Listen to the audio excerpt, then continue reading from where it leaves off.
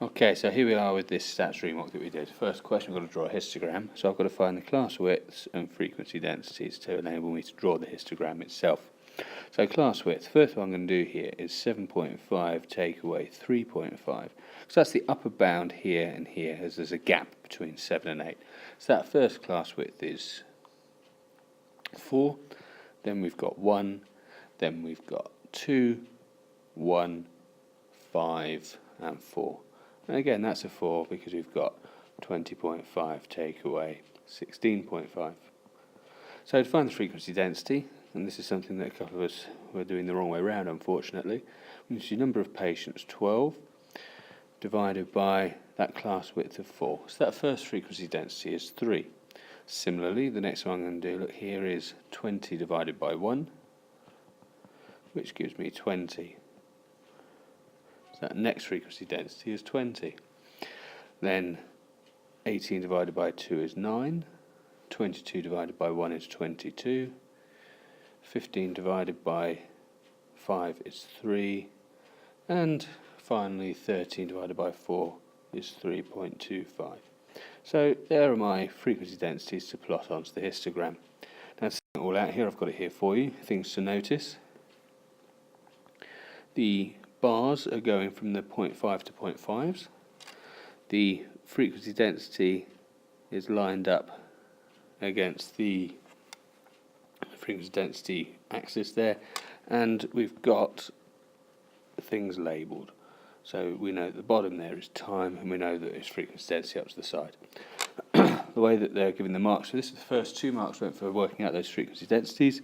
Get 1 mark for scale and label, so that's meaning you've got to get the numbers there and label it for 1 mark. The basis being the correct width. So again here, if you remember, our first frequency, our first width here was 16.5 to 20.5. So that's what they've done there, 16.5 to 20.5, and then getting the heights right, which you can get follow through if you get those frequency densities incorrect. Okay, so question 2, we need to find the median, mode and quartiles of this data. The mode's very easy, it's 23, as there are more 23s than anything else. Now it's discrete data, so to find the median and the quartiles, I'm going to only add in one business. So to find the median, I'm going to do 41 add 1 divided by 2, which is 21.5. Now it doesn't mean that the median is 21.5. I need to find the 21.5 value. When you count along, there's the 21st value, there's the 22nd value. So the median is going to be 23 plus 24 over 2, which is 23.5. So there is the median. Now to find the quartiles, we're going to need to do the same sort of thing. To find the lower quartile, I'm going to do 42 plus 1 divided by 4, which is 10.75. Now for the medians, we then round that off, so I need the 11th value. And when I read along, I'll find that or count along, I'll find the 11th value is 17. I'm going to do 40 for the upper quartile, 42 plus 1 divided by 4, all multiplied by 3, which, again, when you work it out, you'll find is 32.25. Round that off, I need the 32nd value. And say, don't be afraid of writing things like this 32nd value, 11th value. It shows the examiner that you know what you're doing. When you count that along, you'll find that's number 31. Now, if you are struggling with that, if they give you a 7-leaf diagram, there's another way you can do it by just crossing out numbers from the top and the bottom. Really, normally people do it one at a time, but you can do multiple. So I'll cross out 1, 2, 3, 4, 5, 6, 7, 8, 9, 10 from the top. 1, 2, 3, 4, 5, 6, 7, 8, 9, 10 from the bottom. 1, 2, 3, 4, 5, 6, 7, 8, 9, 10. 1, 2, 3, 4, 5, 6, 7, 8, 9, 10, and that's left me there, look, the median between 23 and 24, so I'll add them up and divide by 2. Now to find the quartiles, if I know that that median is there, we do the same sort of thing for each quartile, the upper quartile and the lower quartile. For the upper quartile here, look, I'm going to cross out some from the top, 1, 2, 3, 4, 5, but I'm going to start from here now to cross out. 1, 2, 3, 4, 5, 1, 2, 3, 4, 5, 1, 2, 3, 4, 5, and that's left me 31 for the upper quartile. I'm going to do the same for the lower quartile as well.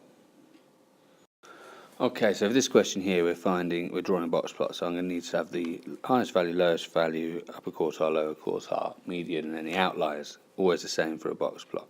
Now in this question, they've told me all of this, most of this information. I've just got to look at outliers in a second. The highest value that was recorded at all was 63 minutes, and the lowest value that was recorded at all was 5 minutes. The lower quartile is a quarter of all the data, and they've told me that here at 12 minutes. The upper quartile is 3/4 of the data, and they've told me that here at 28 minutes. The median is half of the data, and they've told me this here at 17 minutes, so the median is 17. They tell me also that only one delay was longer than 45 minutes, so that's likely to be an outlier, but we do still need to check. They've given me, to help me out, instruction on how to find any outliers. So I'm going to need to have the interquartile range. So the interquartile range is 28 minus 12, which is 16. So to find the lower bound of outliers, I'm going to just put it into here, look, 1.5 multiplied by 16, and it says either add that to the upper quartile or subtract it from the lower quartile. So I would take that away from my lower quartile, which is 12, and that comes to minus 12. The upper bound for an outlier, I'm going to do the upper quartile 28, add 1.5 times the interquartile range, and that comes to 52. And it's important that we are showing both of these values. And what we've got to do from there is just some interpretation. There are no values below minus 12. One value, 63, above 52, so 63 is an outlier. Now I'm not going to draw the whole box plot here. I think we're fairly happy with how to do that. You need to just make sure that when you're doing that, you plot all your data in the correct places. You put a scale at the bottom, so with numbers, and you tell me this is a delay or a time or something like that. That X there would be the 63, obviously then median, lower quartile and upper quartile, biggest value not including 63, smallest value. So commenting on the distribution, when you do this, there are two things we could do. You could look at the picture of the box plot, or we could use the quartiles. Q2 minus Q1 is 5. Q3 minus Q2 is 11. As 5 is less than 11, you have a positive skew. Okay, so in this question, we've got to think about histograms, then do some interpolation and a bit more analysis. So the reason why you'd use a histogram is because it's continuous data. Calculate the frequency densities. I'm not going to go through all that again. If you can't remember how to find frequency density, see earlier in the video. So for this I'd add on to this table. To find interpolation, the first thing I've got to do, have to remember this, is find these cumulative frequencies. So another additional column that I'd give myself is this cumulative frequency, and it's okay to add on to the tables that they give you. So to find the cumulative frequencies, obviously we're just going to do some adding, so I'll just pop these numbers in here quickly.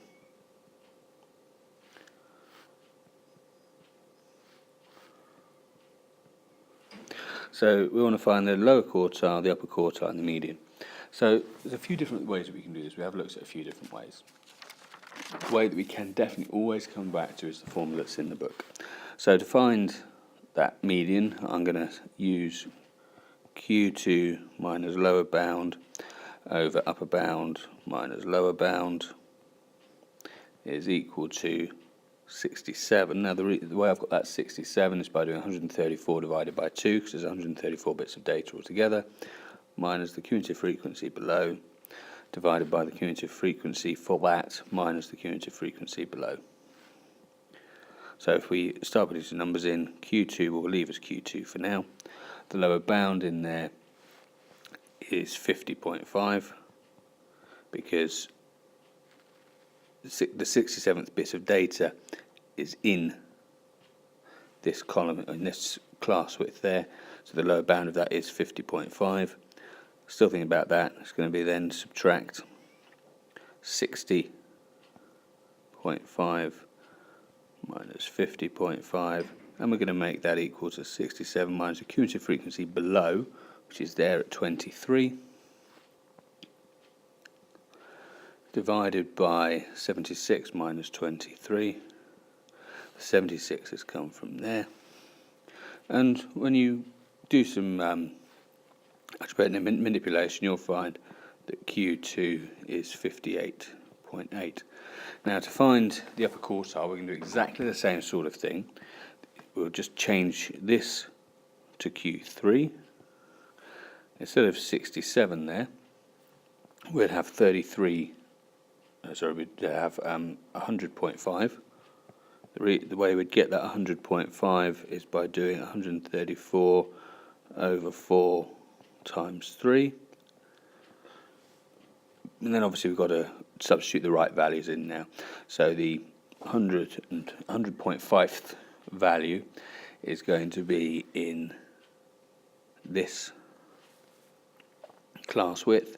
So the lower bound there, instead of being 50.5, would be 60.5, 70.5 there instead of 60.5. Here the cumulative frequency below is 76, 113 in there, and so on. So it's exactly the same method for all three, just putting the right numbers in.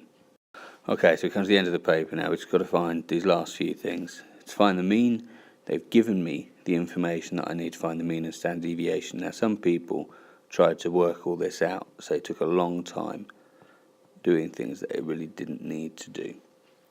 If it's there, use it.